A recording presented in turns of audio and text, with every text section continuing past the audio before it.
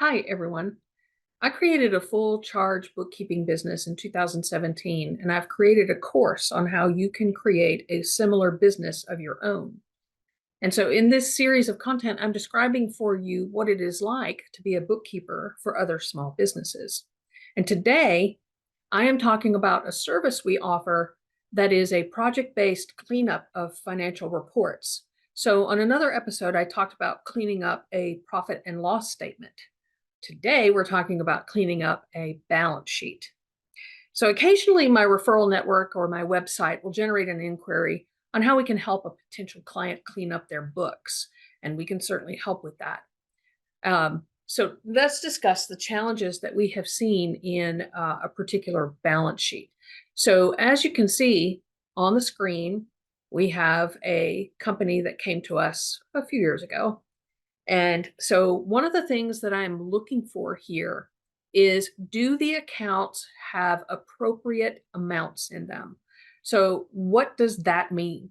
Well, for instance, an asset account will typically not have a negative balance in it. And a liability account will also typically not have a negative or a negative line symbol on accounts. So let's take a look here at some of these that would be suspect for me. So for instance, that 6718, that minus 90, that would be questionable to me. I would definitely want to know, what is that account? Why is there a minus sign in front of that number? And as you start looking down, accumulated depreciation, that makes sense. That's actually intended to be a deduction. So that doesn't bother me at all. But look at advance payroll. It's got a negative number and it's listed as an asset. So that doesn't make a lot of sense. So I would be wanting to know, what is that? What is the purpose of that account? It's possible that that should be reclassified as a liability account, depending on what its intended purpose is. But as you can see by looking through here, you can see that there are some where those are the case. Like a lot of these credit cards have a minus sign in front of the numbers, which is not making sense. A good, clean balance sheet, whether it's assets or liabilities, for the most part, are not going to have negative signs in front of them. So accumulated depreciation is an example of something that would, but that's not typical. Okay. So what else are we looking for? Another thing that I'm looking for is if accounts seem personal. Okay. So for instance, are there any credit cards that are personal credit cards or any other type of personal accounts? Now, this is not always obvious. This is something that when you're looking at a balance sheet, you may not necessarily know for sure. But let's take a look at what is happening with this particular balance sheet. So for instance, you've actually got some accounts that are actually named personal. Okay. So there's a city Costco personal account. Okay. And if that truly is a personal account, that should not be on here at all. So the way that a company is supposed to handle these types of things is they can have all the personal accounts they want. They might take a draw from the company, or they might take a payroll from the company, but they have to pay that personal account with money that they receive either through payroll or through draws. Having personal accounts on a balance sheet is not actually a good idea. And that would, and because this company was looking for a loan from a bank, this is not going to fly. The bank was not thrilled with seeing some of that kind of stuff on here. And so definitely there appeared to be personal cards on here, and I would ask questions about every single one of them. So from the get-go, I can look at this and automatically see, well, there's a lot of credit cards on here, which, okay, if they're hurting for money, that might make sense. But at the same time, I was pretty sure that a lot of these were personal in nature. Another thing that I'm looking for, like I mentioned before, is anything misclassified, like that advance payroll. This likely may need to be reclassified as a liability account, not an assets.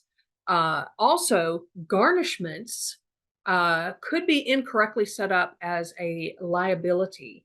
So let's see, where is that? There's a garnishments. Yeah, down there. There's a garnishments, which I don't know if that is true or not as something that would be should be on the balance sheet or not. But I'm looking at these and trying to make sense. And so if because this garnishments has a minus 2429, it could be that whatever they're doing, it might mean that that actually should be an asset. I'm not totally positive about that. Or something has gone wrong with the reconciliation of that account. you know, it could be correct as a liability account, but we don't know until we start to dig into it a little bit and actually do analysis on there. And then finally, one of the things I think that sometimes will cause loan officers to have pause or something along those lines is how easy is it to read the financial statements? And so you can sort of see from the overall organization of this balance sheet that it's a little bit hard to read. So when you're looking at like all the different credit cards, there's all kinds of different ones, plus a corporate account that has individual accounts off of that, which that doesn't bother me at all. But then there's different other credit cards down there that are not in the same area as the credit cards. And so just cleaning this up a little bit would go a long way, probably, to helping a loan officer to go, okay, so this is pretty straightforward, but all these different credit cards accounts, so right here you see credit card, right? And then some things underneath it. But then there's credit cards, right? Credit card 7924, all of those should be collapsed together, so that they're all a little bit more straightforward. Plus, back up here where we've got the fixed assets, this should be reconfigured so that if they have a building and they're depreciating it, that the building and the depreciation are going together. They're like right next to each other on the balance sheet. It just makes this a whole lot easier to read so that when a loan officer or anyone else that might be looking at your financial statements, they can look at it very quickly and assess it and get a comfort feeling that you know what you're doing. Okay. So as you look these financial statements over, this particular balance sheet, it will get easier to see these issues. Plus, if you take advantage of the mentorship that goes along with the course that I've built on Springboard training, then you can learn these things with our guidance. So I hope this helps, and I'll talk to you again soon.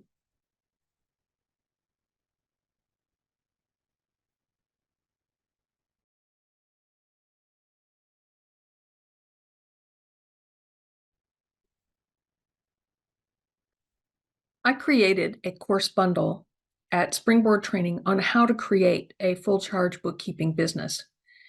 In that self-paced learning bundle, you will have 4 courses to help you build a plan. The first course is focused on marketing and obtaining that first client. The second course is focused on choosing your operational tools to make you efficient in your business and managing your clients.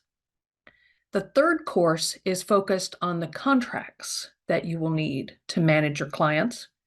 And the final course is on the actual creation of the business, which includes obtaining your business licenses and establishing your operational systems.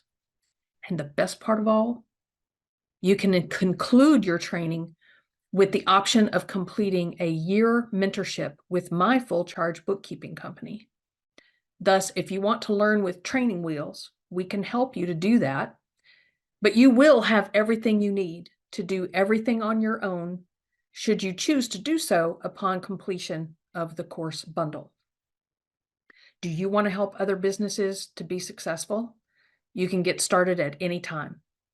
To learn about my company, the Full Charge Bookkeeping Business, I have included the website for that in the description of this episode. And to take advantage of the bundle on Springboard training, the link to that bundle is in the description as well. Use the code FCBAD50 on checkout to get 50% off the course bundle.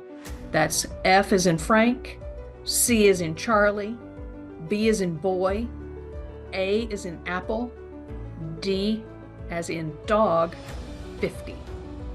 Thanks a bunch, and I'll talk to you soon.